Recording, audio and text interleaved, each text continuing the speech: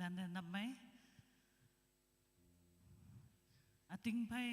pa pay ano yahame kawang de lokalay bubay kambuhi pango ha. Mulan hymn number 387 okay 387. Take time to be holy. Chao shi ngoya. Hymn number 387.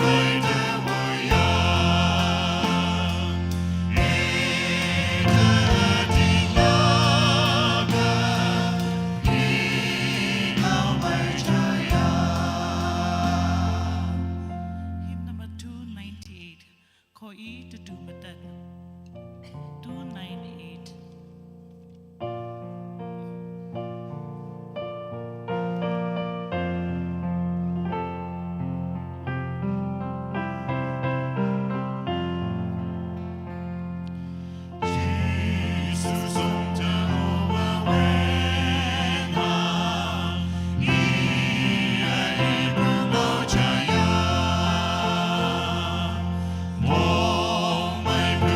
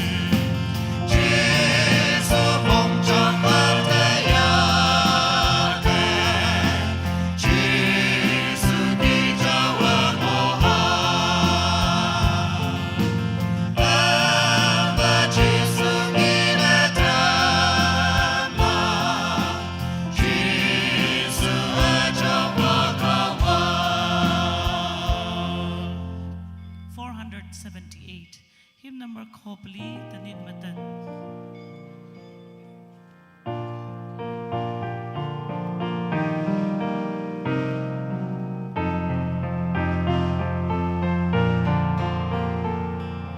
Hãy subscribe cho kênh Ghiền Mì Gõ để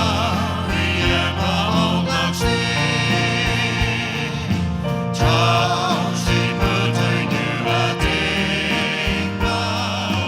lỡ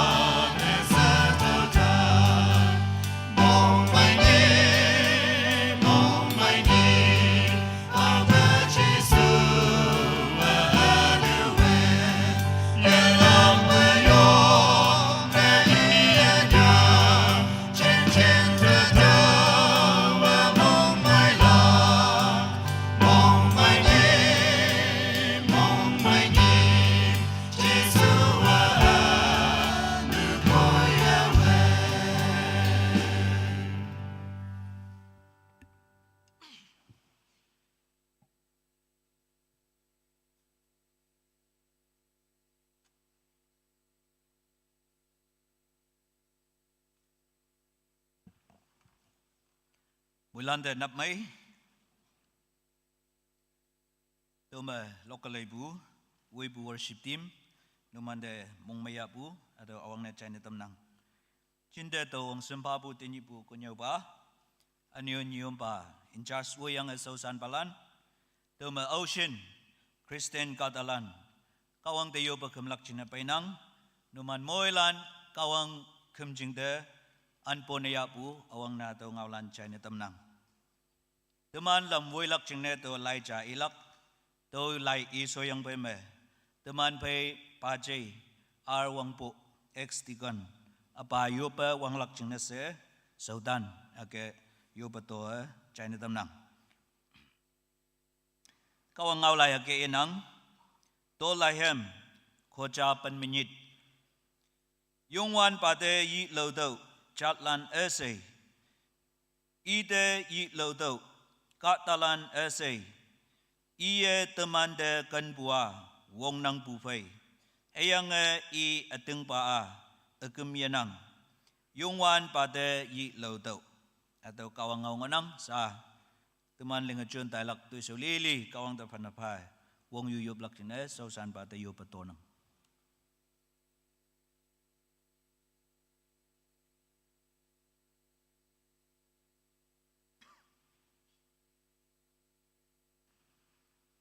Opening. Hallelujah, teman di yalak be. Sipsi kan bu wang tang menghobo pa cisu. Dengi nang anulan teman yalak jen liang yang ye. Hatau tai atau yang KBCM bu acua yang lan bu hatau kum jeng pai lang. Nang yaha jauh teman pe om kai. So jing wei pa mu yang lokal lah. Eteme nang punga amai saki palak. Itu asal dengan Taiwan dah. Nang ya jauh teman pe om kai. Ini nai pai bu moilan teman nang au caya ling yelak. Yoi ayan cisu kue samong buki ngolak ne.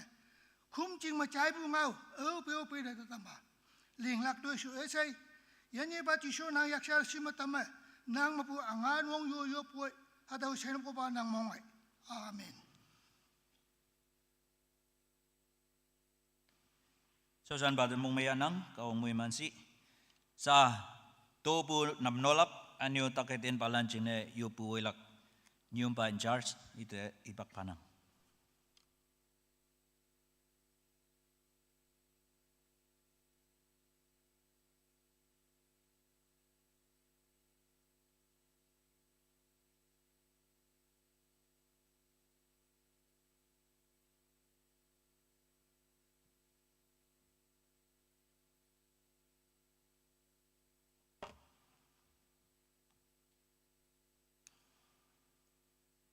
isibu kung iba hayang tinibu speaker hayang KBCM kanada ibu KBCM resan kata cu yong ocean tini kawang kemjeng yam paideki kumenok sojing kaya mong mai bu menyong phabu atau ngau yalak pa chai tamnang kawang nyai na KBCM bumenok Katalan de moyeman. Ini saya yang bukian yomba teman fai yanang banyak jing ha pas conference ma lower di rumah onang yan tuisau jingno moilana yupu ma kayu se atau jai tamnang temana ling bai bu tuisau cha ling lak jingna từ cái dòng ngô năng từ khi các băng đê tổ bù tôi chào tâm lắc chân là xe tôi các băng ngầu canh cha tôi cái ý kinh tôi ba thấy tôi ya tôi khai thấy là cái ý khai vật lắc hay yang wang man thấy là cái ia wang man vật kata li hang cái yue kan mong ma mong hak phá đầu bôi ning này ye chi tăng yi ji hang ching ne ka bang mong mai se pha bu kan nang atau ka bang ngau ngonang okay yin au sin pan phong to bu mong lung to bu tàu ya apa yang ngonang okay tàu ya apa lak ching ne se sơ san balan nam no lak ching ne tàu iman hi bak pha dam na Hymn number 193. 193.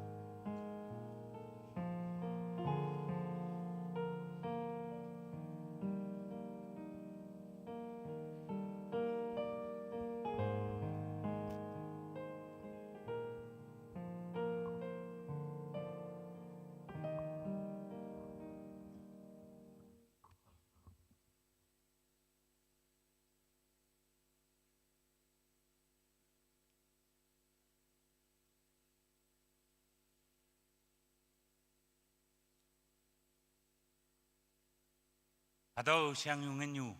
sa yi ji nok sâu mà yen mok yen ha hồi lại pilek veng lek ngonang okay atau li ka bang ang jing cha lon bu mai chun bai lang ne ka bang nga chao tam phao se sâu san balan tu mana yu pui bak ya gni hallelujah ya san ya le moi man ba wang dang nga chao yin ka bang nang hangko nyu ha bong bong tu sâu không kembo nang mui man yang ki nang tha me nyong pha boi yen hi bang nang mui man yang ki nang tha me nyong pha boi wang dang ka bang atau ba nhị me au yin nang suy sâu da ban phong to bu mong lung hiang tam bu yen mok yen ha hiang ha yung hồi lại pilek veng lek ma bu nang suy sâu da bayang monang ka bang nang ngi nang au bio iman noksa iman ayen wang dang ka bang nang keng ma au bio ngon da dam wang dang a chao yin ka bang ka dong nyu hang ko ka ta ching ne nang mo iman bu mo iman idok ibu yekam yang nyu ngin nyu nang mo iman yang ki nang mo iman bu pan yong bu cha nang jing sa the yang au yin noksa au yin nyu lom ba lom nang thang da ado to bu ya bai de ki Wang dang ka bang iman yak akyang me piu ngot na datam. Yi ibu yang yen kia nanga iman da mu iman sok atam pha. Wang dang achau yin ka bang ngin chami ji hui lai ma yan mok yan ha ma pilik weng lik ma nang ang ching ka so cha lon bu ma wang ngui bu ma chu na bai lang ne ha đâu siang nyu ngin nyu hui lai pilik weng lik yan mok yan ha chao tam phau se na jari chi su kre samin ma nang ang ching ka so ma chu na bai lang ne chao tam yang phau se phan na pha yu pui đó là se upa nang mong ai yo amen.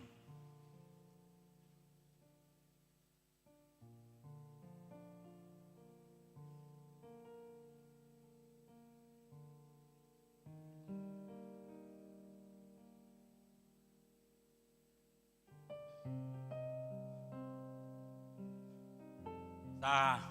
takatin balan chừng na yub lắc như vậy sẽ tụi mình yub bu cái takatin bu say mà bu yan ang nang tụi mèng mà bu yan ang nang tak balan mày tâm nang hà đâu tin yêu tụi mình tụi cha đừng ha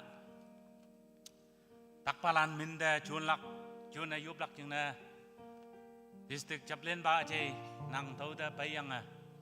yub lắc chừng na tông mà tan nang đâu lai cha cái ilak iwan de yin tak ka sang chú de mong sang oi ya bai nang tak bu kan de chuan yang yong lak jing se đâu lai iwan de ibak pha tam nang Giêsu ka ta ma mai tam se tni Giêsu Christa hani hadau ni Giêsu Christa tak balan mai tam bu ni li balan yang yi tam bu ni hadau ni ngonang okay mấy cái gì bu cả bằng ngày san nhà lệ tôi lên klak okay mà nang tak bu kan de chuan yang yong lak ching na hi bak phanang Giêsu tau ba nyui tau yang Galilee yang ching pau tai hay yang i ka dang cha de ong hay yang tau ma sot akung ayong ya phai ba yak sok ba ming mau ba ngau ik ba hay yang alo katalan ma i tang de bai hay yang i ya song ma mui lan ang tâm hay yang i iman mai tâm okay akung asai oba ngau ik ba lan ngau bu yak sok ba mai bu ya phai ba kem bu hay yang Ming mau balane ngibu ngi yasan hayang imane isal kawang de jielo bu fa ya dawa kawang ngau ngonang okay Giêsu Christa de ting lak bu kai tak ka sang ngo balan mai dam lak ngan wong hadaw meling bu tui tini toman to ling lak ngonang okay nang ting lak bu kai nang tak mai lak se lai kai saki phayang ngonang okay oyin osin tak kasang yung ngo nang takbu kan da chun gay ayang hadaw yum nok yan bu mai dam bu tau yang tak kadin khong kem bu chao dam yang yin dam bau se hadaw ki tak palan yup kai yang pang nyu ha toman hadaw ma min ma bay yang ngonang tau da chap den ba chun lak mai dam bu yu tak kadin palan yin phan na ba ka bang da ngoi lan yup bu bak ya Hallelujah. Hallelujah. Hallelujah. Chào ba yen ba ba. Tuman i mấy ka dan miang bu chung ne se. Nang si song ma yawang yu bu mo nang. Nang si song ma i chao sa bu mo nang. Oh, ya san ya le yen ka bang. Ang go ka ta yen cha nang yak tu mo nang. Tuman na sang mo nei mo nang. Okay, wang dam ka bang. Nang him yung na bay yang Toloi mai lak sa. Tiếng lak bu phê. Ông hâm bu phê. Âu yin. Adaw nang thum thum na bay yang takbo kan na chun yang mo nang. O ya sa nya le ka bang. Ya kok yak phai balan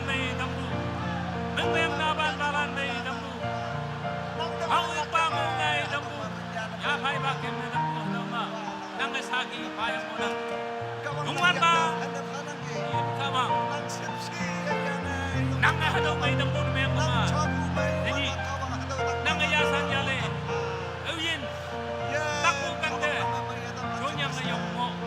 Iman tak mai lak sa tinglak ku mai nang dayok ku iman mai de kisa Yasan yale mong dam na jaw yin kama hado ko na Takku sineng mo yang me mai dam boy sa Nang dam kawang da. nang benyong na Kung kaya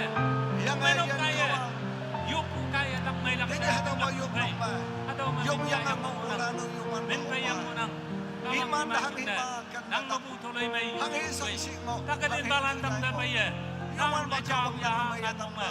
Iman din ang Yuman ba yakuji kawang nang Iman din ang lawyosi Nang may tambu nang iyakay Oh sila Ang yuman machaw ba yung kawang kabang Nang mabusin siya may Mayadam nabuwa lakngan Kakadin balan ng yak naman na ba Nang mabu Nang mabungan Mayadam lakhadaw ba wong Yahweh Nang mungayaw Oh sila mong ham bay nang yuman ba kawang Nang chunsi Yuman ba kawang Nang doktor kaya kadung yuman Tuman mayadam lak oh yanang Đâu hay yuman ba Jesu nang yak tasapan na fanang ke Hadaw ma lanya na habulan Echaigan mongonok tabay nong mongonok Yoy nong mongonok Hayang boy yuman ba kawang nang akan phima nang mo bukay ma nang chun sin nang may dampa Hayang hadaw ma yung mo ulano yuman ba kawang Imanda ebagan yang ma takhay din mo mong sang mong mayang bufay ngonang Kawang nang may dampa sa Nazaret Jesu Krista nang yakta may dam lak angan mong yuwa yup nang ketawlan sa ubanang mong mayo Amen Kawang mo iman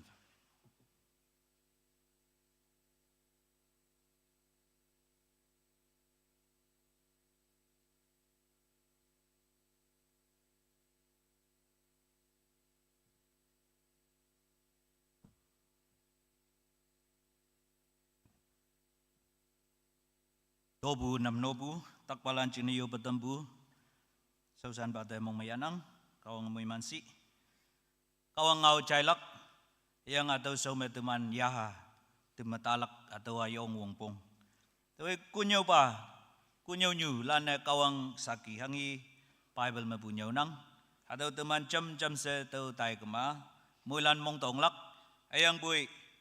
kunyo pa lan pai Yechima kunyo nyulan pai teman yaha jude yecham punemeng kema hangi nyau atau hangu mong teyong lak tu kia kawang tui ngau ha ngonang okay sa kawang ngau chai so me yo jude yaha mong chang atau kum ching ya pai lak ching ne pang nyua de yo patonang David de hem nyan wan de jude yaha pai cham se yongwan pa minyong lak ching ne pai gai se ia atau hem nyan wan de to la hem atau nyan bungonang to ge yaha jude teman pe yom kema mai puma akeng ngai ngonang yo jude ya ya pe yang to me jam se sut kayo se pang nyua de atau ngau chai ni tamnang yang teman ne hibak phi ma te to lak ching ne ngau tam cha to ke inang to fe me ko nyau pa te hibak palak teman na media chin me ching nyui nang yang anye ne teman na live stream mengonang teman ang ileng ang ingaw ko kembua tayang ngonang yang bui tau yo me teman video de laiwan de yo pa o se không có bu mengoi lak chocolana te nya nei lak de ne yong lak ado cha cha bai sameng bu video ma tau ngi nang gi yo pa o se king không có bua Christian wang lam me wang sim samai bua yo pa yo se không có bu mengoi ta bua to a Yong pu respect hadaw ngonang kawang song me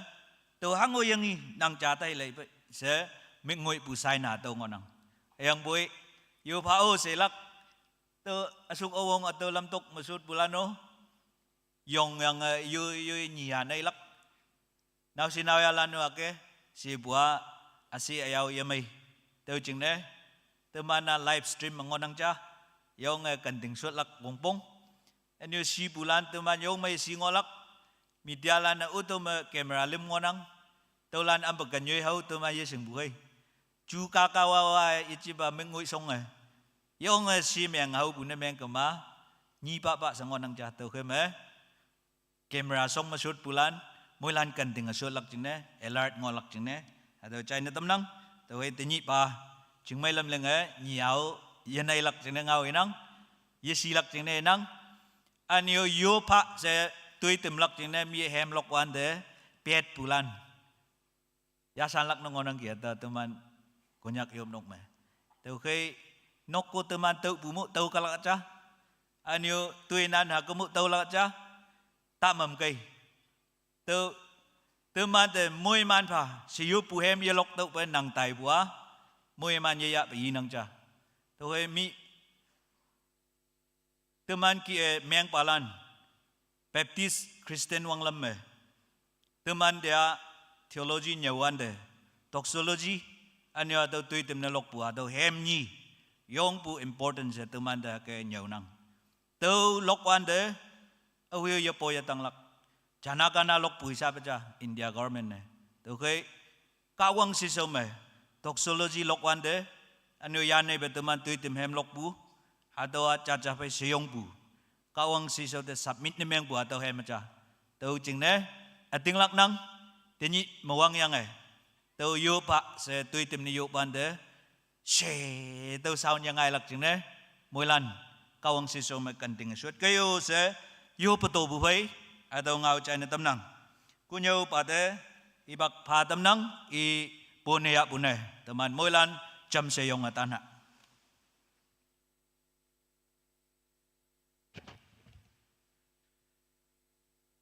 Acheng ha po tang som yang ma soda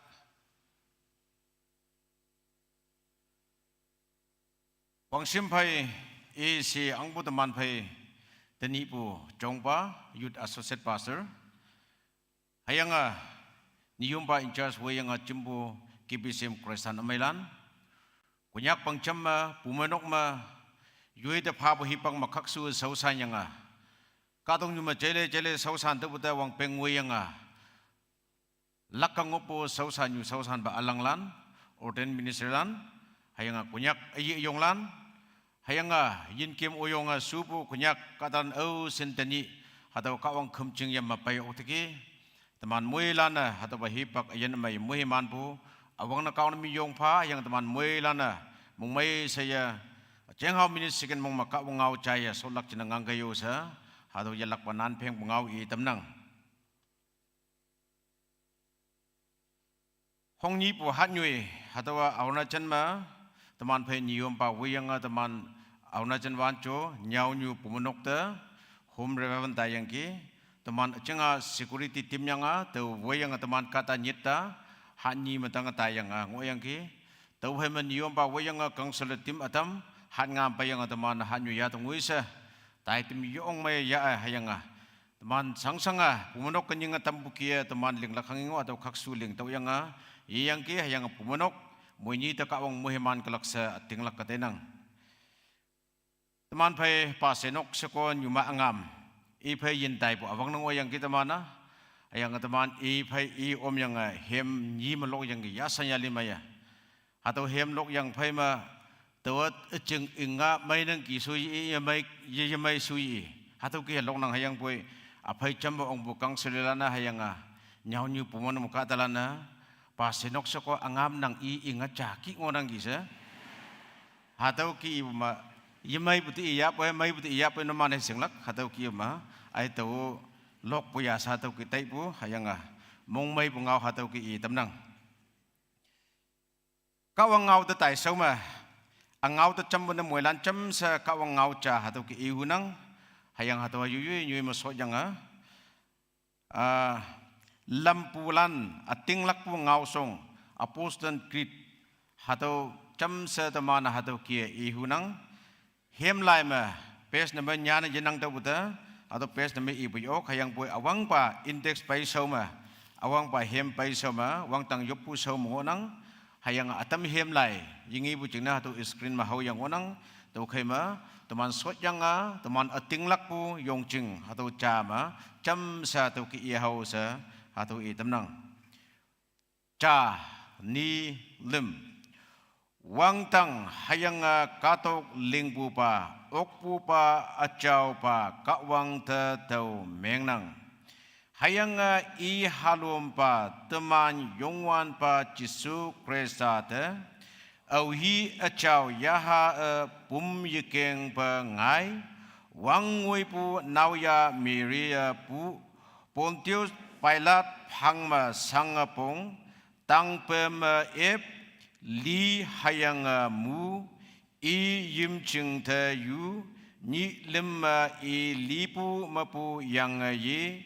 i wang tang the ong hayang ka wang i pa ok pu pa yak cha yima sota ngonang tau khe i ayan lan hay li pu lan ngau phan yu kalak tau te tau ating laknang tau achau yaha te wang phang punyu ha achau pumainok te achau lan sepa sapu te anu wene okpu te pum ni se yang yilak te hayang akim yenang pu ayan te tau ating laknang amen hatu te paulak china tau teman phayelak pa Hebrew lai apong pan meni aleng pan peli Hebrew lai apong pan meni aleng pan peli kata sai phai ching mai ngolak ching na hayang achau pa ayen ma nyue na ngang dau hang ching na tau pa yi pa au yongwan pa ngi na yi ok atau ka wang ngonang tau teman phai yop kuning achau pa ata pa ayen kawang nang the yalak mi yong pha pwe ta ba hipak amai muhiman pha tam nan ching na teni nang ha chisu kresa yang yipuni nang achau pa nyau puni ta nang dam yang bu kristan katalana yuyui khum ching ma nang the yi no lak na se pa chimbong anang kunyak patan ching nyu ma hadu KBCM nang achau khum ching ma oh yan ning nang ni halan achu yong lan se pa chimbong anang hatau tang ma nang ang tu nang ngau saki me ngau lak kina yen yong wanang tok pai si so nang si hayang atau mong pa ki chi ka wang nang mong pa ki ngau na tampa hayang hatau ngau pu pa yen hang chai pu mui lan ching na mui man yen ha yen ngau miang tampa sa nang ngau tam ha na tai pu bong ala yu chi su man yu pui tau lan se pa na mo yo amen sa teman ibu lai hayang hatau Hebrew lai ma ya phayang teni tau teman phai ngau hu pu teman ting lak pu hatau ka wang ngi ok lak chingna ngopu yen na myang ha sa hatau ngau muk ma ya phayang tau hatau ki ngau hu nang sa teman ibu lai hatau lambulan ngau song hatau Yesu Krista liyang phama i pinlan ka tong nyuma iman yuyui nyu te punga ma tamah na yana tai ba yang iman au pu yema samlak yong agreement ngau phan ya pu chana hatau ki i yang hatau imana sipacam yang nyan bu yang i pu hatau lai ngonang hangge chia pu taman Yesu Krista ta ating lak lak hayang i li pu yang i pu yen ka ngonang hayang i ya lak pa ngau phan yu kalak hatau phai manhau ka tong nyuma ayen ma hayang ka wang sausan ngolak hayang hangi tiu tau ating yilak lak hatau tok te alo ka wang te yup ye kham lak sa jan bu ngau khum ayong cha hatau ma taman muilan ngonang Kristian katalan achui ayong hakpa long mang nau mai khong kam bu pin hai anglan yen Kristian myang hatau ngau khum phang ma hatau ngau taman de myang ngonang hayang hatau ngau phanya yang imana papti ta yang hatau kia matai pu tani taman da hatau ya phan ngonang hayang taman hatau ba mayong ngonang lai nhau na halan ta lai wan ta khong kem lai nhau nang au pa wang peng lim ngoi la kai school de son nang inyu i palana hayang inyu i palana tai pu chao ngonang na halan nyai lai nhau lak lai man lak iman halak atam cha tau lak se hayam lan yu LKG UKG me iman hangu ye tai patai no hayang pui kelas ngawok tai yang phai mia iman tiu tai pu cha hi tai cha ngonang tau lai man lak hayang tau alam cha atau kia tau hangi tai atau ling ok laksa kahaman wai palan te lewan tiu kahaman wai na tapwa teninga tenia atau kama semalam hitai halia samai setelak samai saha yang lak hayang atau ma si mo ngolaksa takhai temu yenang pa kaham laksa atau kia kaham bulan ngonang phailai palan yu yoi hangi pam phailai atau ma asau ngolak hayang alam cha mai bu tau laksa tai yang phailai ngonang won hei bang pu katalan te lewan tiu tawa yu ok lak te won pu sa au pu ye tai hayang hangi yu ye mong pu games ma sport mo omya pe hatolana tau hatau okpungilak hayang ni chapa min mai tau laksa hatau kia tai yang won hei wang pu de yu pulano hatau ngonang ka tong ni hangiling hatau khongkem bua caca ngaling ucan ho yanang hangi chia poi asau ngoilak hayang hatau ling laksa tai yang ling bu ka tong ngonang hatau kia ka tong nyuma meng bu bang lam ma ngonang meng bu bang lam ma ngonang hayang hatau khongkem bua iman tai bu kia yop nang hatau ka wang cinang baise hayang poi meng bu bang lam ma ngu bu khaisa chawa chaki bu yichi hayang poi teman Yesus Kristus ada ating laku Kristan kadalan teman ating laku akeng jang onang nahalan lainnya bukia katok mengolak hayang katok mecing yunok ngolak hayang poi wang tang ta onglak cina lam lay pun katok mengolak hayang katok ni ayen mengowan teman hangiling hatau tang makawang ngau panlak hayang teman maipum katok nemyang lia poi yaha wang tang angcing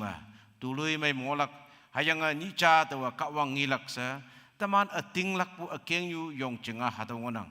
hatau ki yang teman ating lak ka hatau ki kem ngonang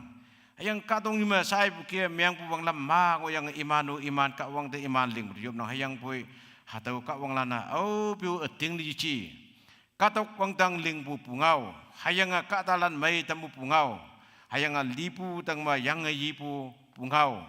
hayang ngau panlak cina ni seyulak hatau akeng yuda teman atinglak pungonang hayang imana casin katong nima imana tai puke yo pakemya poi akemni iman au piu asau yongwelak hayang imana malak ayan yenang pu kawang da ayan yenang yak kaleng pu kawang da yo pakemlan maunang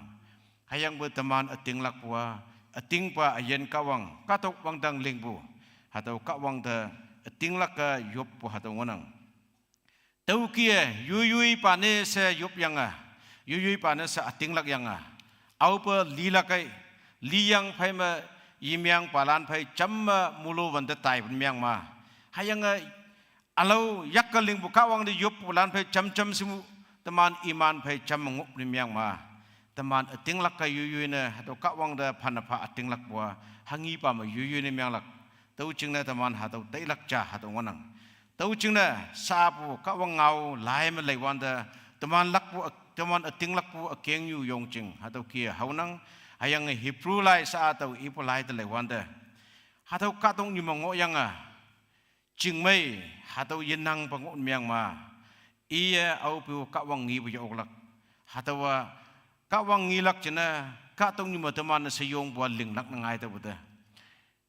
yahaya au pu tui mai ling bu yoklak teman ngui yang phai ma rezon ngai yang phai ma chaki iya pui ling yo ok pu kia tau hak nyan ha pu ha tau hak i ha pu hatau ma sang senyak se jam ha pu sa te ya pui fen yang phai ma hang gi i pa pong pu kia teman li yang wang tang ang ching ma ngau phan ching na man ngui pa sang yang phai ma ya au pu teman i da ting lak china le i bu yo ok lak tau ching na ka tong ni mong wan da ching mai mong lak hayang ma ching mai mong myang ma ka wang mong halak hayang kawang mong myang ma hatau wang tang ang ching da temana kawang ngi ong olak hatau ating lak pu akeng yu hatau ma teman yong monang hayang ching mai de yeleng bu au yenang ong kem pu ching mai de leng nang hatau cha thaili ching na sai chi hatau nok sa mu ching mai wong pong ni myang nang sim yu ai ha pa mu ching mai wong pong ni myang mang pu nok so ching mu ching mai wong pong ni myang nang cha thaili pa mu ching mai wong pong ni myang nang hatau ching mai ngopu katalan au piu mong sang mong myang bu yenang hayang ching mai yenang bu myang ma au hiu mong mai bu yetau lak hayang hatau ching mai yenang pa mong mai yetau myang ma hatau kawang sisau ma khaksu ngonang jasa ini yo ok bu hatau ngonang hayang hatau ching mai cheng de lai wan de mi yemai pengi tau pada teman ching mai yengai bu mi Yesu pengi tau pada teman ching mai yengai bu mi tamai nang ki seji ok tau pada teman ching mai yengai bu hayang hatawa kawang ngau lai te lewan tia teman yemai te bu chinami yemai bengi bu jasi nang yemai kama tau yemai kama au hi ka tau mai yingi ne yok nang de yemai bu kata pa yong mai bu ngau mai iya pu hatau tenang ating yelak hayang inyu ngowang lama nang de yemai pesangi bu hayang hatawa kata nyulum palom saja akong society tiu nang yeleng bu nang yemong bu nang nemong chang makata te kamlen chang ayang phai mia caki mai ngia po ia mai bune saha tau ki nginang tau ching na tau ching mai ya mi phalak I chiba yui ngai lak teman mengai ka mai ching mai ngolak hakang ngok ka mai teman ka wang phai ngi bu oklak jasa ka tong ni mong bu ching na du nang yui chu dei mong chang yi chao yang phai dia mi ya au bu chao yang ngi bu yui ya mai bengi yang phai la na hem yong mai lok ya pui ha tau mai ya mai sa chai bu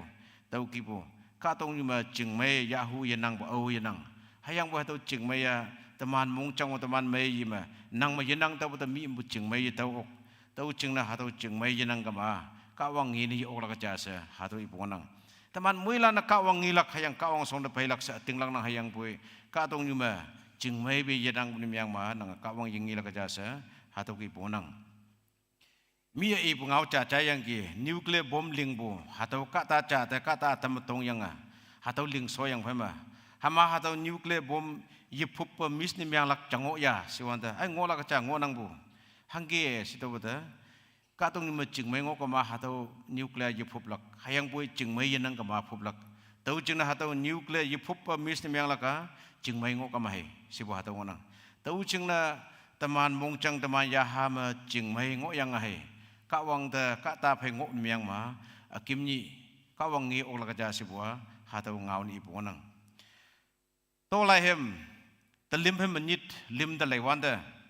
yong wan bai ka wang ta man ti bu ma ka tong ni ma nyui dau na ma na hayang ka tong ni ma ching nyui dau hayang poi hang hi tui mai ha tau ling dau hayang ka tong ni ma na ma na hang hi ba tui mai ling ya bai ha tau ka ya na man ayen mongolak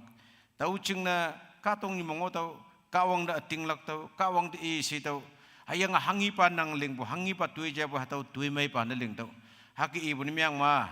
nang ka tong ni mu ayen mongolak ya ha u yen ni bu tau lok tau ching na haka ngok ni miang ma wang tang ang ching ngoi ok la ka ja sa ka tong ni ma ching nyoi pa ka tran da ha tu ki tambu taman to lai he ma tu nginang taitas lai apung cha aleng panvok te lai wan da ka tong ni mongo po ka ta ni wa ka tran na ma na atam cha ka wang sing nang se chan na ok hayang ka wang ta wo sing nang se ina ok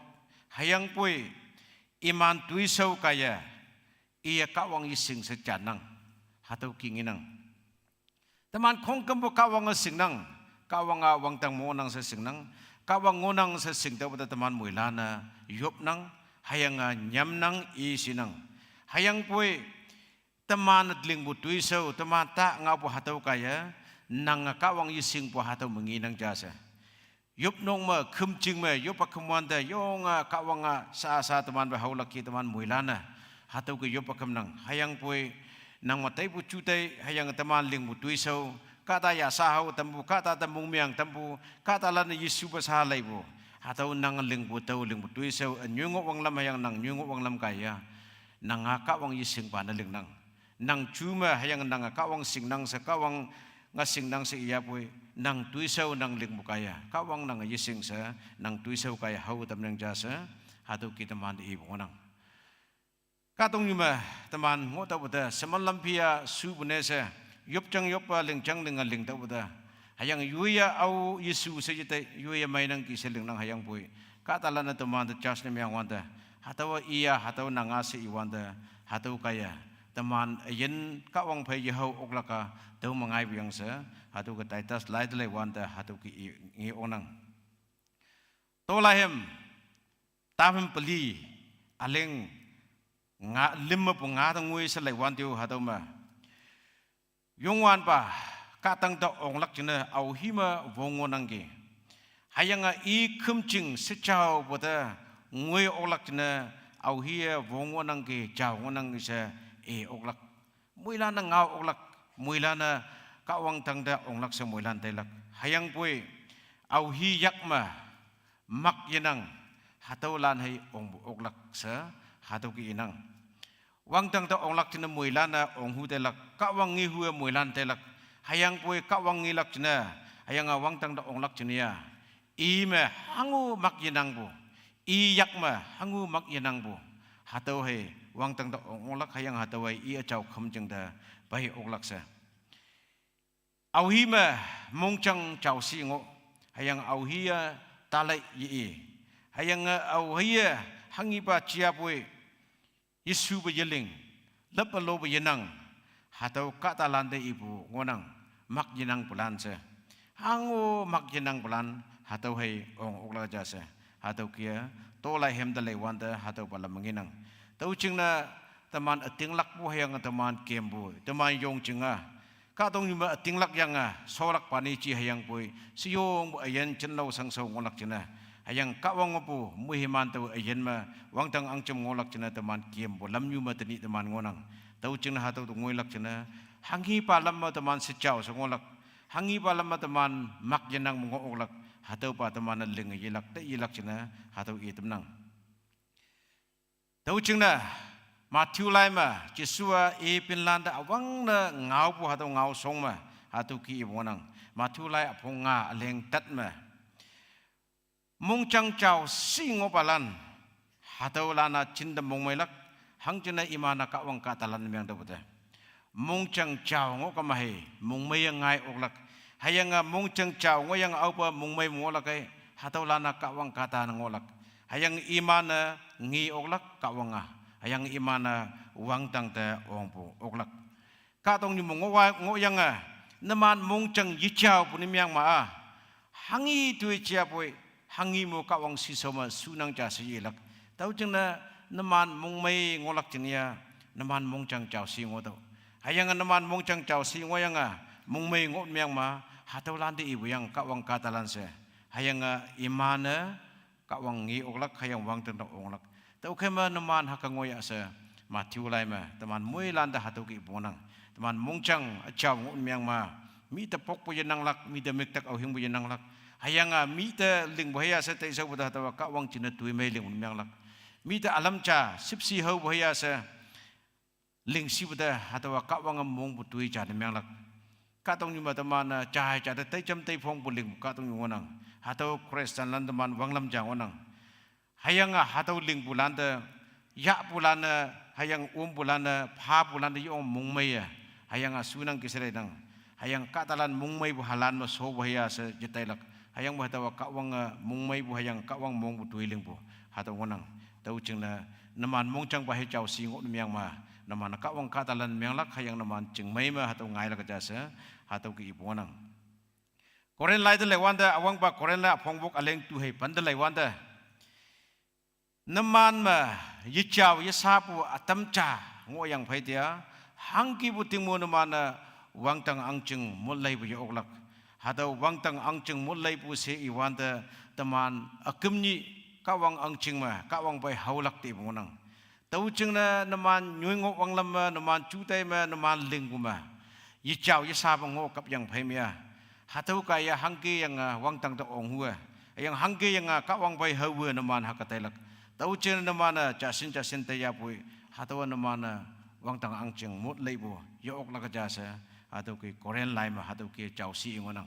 tau ching na taman muilan ating lak wa ka wang da hayang e achau pa hayang e phai ngolak china ka tong ma hatau ki ating lak ngonang hayang bu taman ling bu tuisau hayang taman yichau yisapu atamya hatau yisu pu singjang singa hatau ki chom ngonang atamya yising pa pok ngonang hatau lan ya hangge tingmu chia pui namana yongwan ba mulai bu yo la ka cha si bua ka tong ni ma ayen mongon ok hayang bui au buli la kai hatau wan de ya ha tamana wang ngui bukan me tau la ka cha si bu hatau wanang libitu sau lai de lai wan de libitu sau phong ta aleng tat de lai wan de angau khum lai yong mai khak su chun dau hayang angau de ting lak dau hayang hangi hatau ngau khum hangu hatau khak su ling dau hatawa tawa naman chau tamlak hatau kia namana angau khumla khaksu chonyanga chau si chonyanga hatau phai khaksu kiem niang ma tawa naman ka wangonang hayang tawa naman chau tamlak hayang naman chau tam niang ma ka wang bai haulak chinia nyai sambutu ngonang yi chau ba hayang ka wang ngau khum ka wang mong ki yeling kap yang phai mia amukan me chia pui ka wang ang ching da ong bu yo la ka jasa hatau ki bonang tau chingna hatau ka tong nyuma teman ngwan da ka wang hangi pa lamma mong hatau pa lamma teman mong kam hai teman ngok kam hai ka wang ang chingi olak hatau ngonang Akim yima Matthew lai te lewande Matthew lai pongbok aleng pan beli pan menga. Wang tang angcing da onglak kina ka wang teman bu amyang bin tampane se teman muilana hatau tenang. Hayang teman muilana amyang bin phasa hatau ki ka wang diup nang. Teman yising pa pau ma nang sing yang sing pa ma nang tau cingna teman ka wang diup puma. Mui ma ya kai sa yici amyang bin tampasa amyang chan yup nang. Tau cingna hatau amyang bin kamahai. Wang tang angcing teman onglak hayang iman hai ka wang ngi onglak hatau ti nang. Hayang pui Matthew lai pan peli panong ngata lai wan dia ka wang teman de tambunia hatau ka tong nyuma ngo yang namana cahai cata amyang yuwin buni myang ma tawiu naman amyang yuwin lak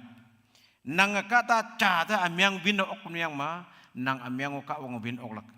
tau cingna awang pa teman wang tang to ok lak cingna ka tong nyuma cing nyui buka talan pai cing mai mo to ka tong nyuma cing nyui buka talan de si to ayang katong ni macing hui puka talan na hangi pa kawang katalan hangi pa nyau lag lag hatau ma khaksungo ko mai cing mai mongolak ceng nyau buyang cing mai me yenang au yenang opyang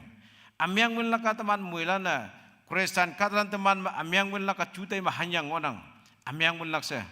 hayang mi mopwante mi caki wante kawang katalan kai amyang bin tau si inang hayang poi au poi yui ta hatu campai lakai hatawa amyang yubin oklak na hayang pui si yang alam cha pha ka mai to amyang bin bune tang alam cha hayang ha to amyang bin bune ling alam cha ite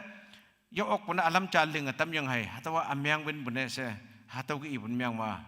nang kata cham nang sim ai ha ta nang UP ching sam tun hui amyang yubin ok pun myang ma ka wanga naman amyang yubin lak hayang ka wanga naman amyang yubin phai mea wang tang ang ching ta ong hui ok lak hatau ki Matthew lai ma hatau ki ibonang tau cingna teman ating lakpu teman yong cinga hatau katong nyume temana ide yopa khamlak ayen mongwanda katong nyu mai mongota bota katong nyu mai tu so hangi ngolak kai linglak hayang poi teman akeng nyu teman ating lakpua ni chapa wangtang ang cing matuloi me ngolak yililak au yenang khongkampu lilak achau lai ngam ngonang hayang poi krestama ating lakpulan tia lipu si iba sipu si inang mai puma sipu se ayang atawa kawang ngau ma yo nga chau si ngoda bata namana katok ya yang lengbu katong ni mela hayang pui yaha a wangtang ang cingolak hayang nga hado yaha ma kawang ngau phan phalak mai pum liyang phaite yaha o lipu molo ban macam ngolai ma hatau ki yongolak cina mai pum sangyang lia pui yaha o pu akem yenang pu tului mai pu wangtang ang cingolak hayang kawang ngi ngolak cinia hatau katong ni teman ating lak mbong nang ngolak hatau ceng ponang tau cingna temana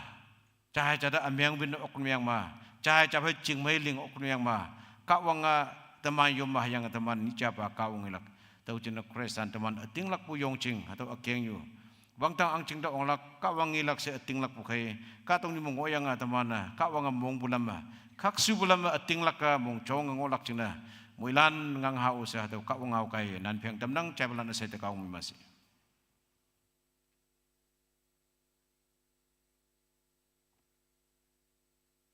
kunyo ba kaya angi ba kau ngau sa kipa teman muilan ne mui mane ya o sa tu cain tamnang teman tui te mehem caloka kolim tetet mecha atau worship team lan kai we teman atau tui team ne loklak iman te matabu hipak mong me teman yo payan lak cene ngau mek atam atau kia tanang tini pastoral conference taitem tini tea solak ngonang to kai mai solak cene anu le iwande nyom palan iman kembu chongai lamme maya sosa bu yang ai lak cene kawang sio se yoy pumai nok te mai ngoyok lak cene teman nyom palan lower tiru me cem ngonang iman cene teman yo pa ngau mek jame ni sebu pame katong nyu cui wan yamai bu teman nginang Jisua Jerusalem cingmai cingne yop ya se i ayan mengoande atau itu yang ki atau Jerusalem me cingmai yanang punemeng kema katong nyu asaji so punai tadan da kong punai ngolak to kai atau Jisua itu punyoi me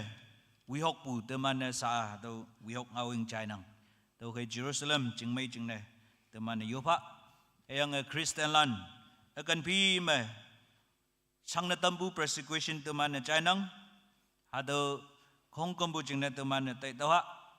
hong ni mai teman song tengoi bu missionary land ibu teman China ki Afrika me nang chang Christian land persecution pa bu ngonang teman ki bu jiso temeng palan meng buang lam me nyanau chenau iman sang yang ngonang Christian land Hong Kong bu jing na ngau mek ni me teman iman jing na tai tau yo pa lim subu ba me tinyipu angi teman jing mai mengolak jing na kawang ngau kai saki fanang teman mongjang ya lili me jing mai ong atam pa se kawang te jing mai yu teman ke yup lak yang ada yup so yang teman tui timpu ngolak to ya to yup so me teman moilan yong yang kholim tatat me cha to em lokap moilan yong ha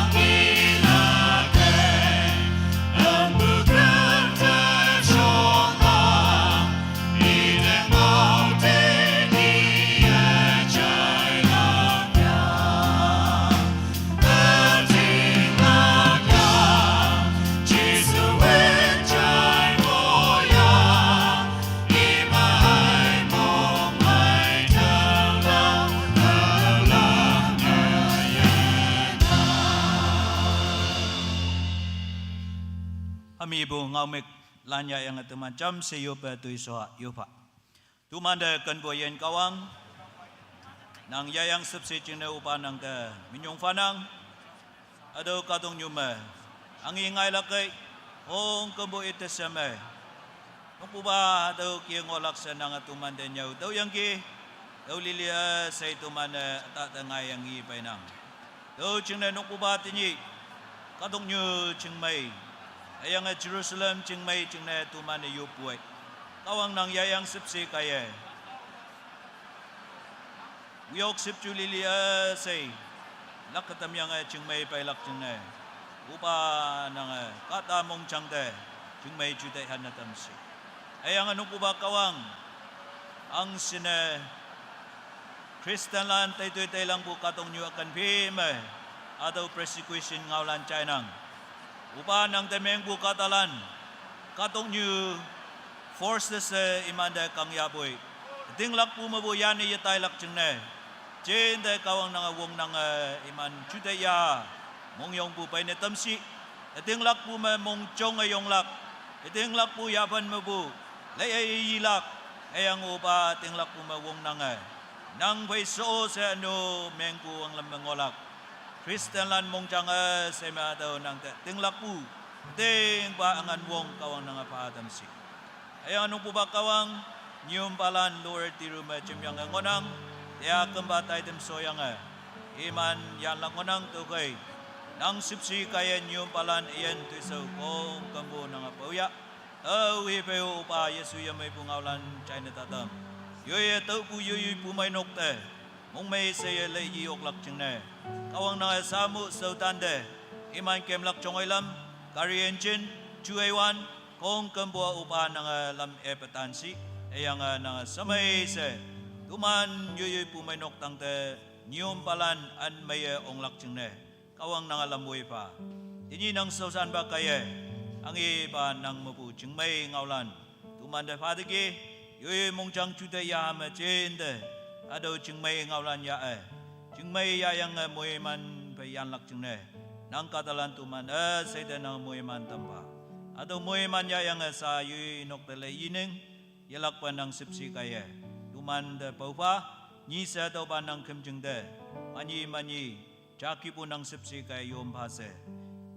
samalam bi tai dem wang ngoy tambu chin ne minyong pa yana tay moy man yu yu pui Tulana sa upa ng mga iyo. Amen.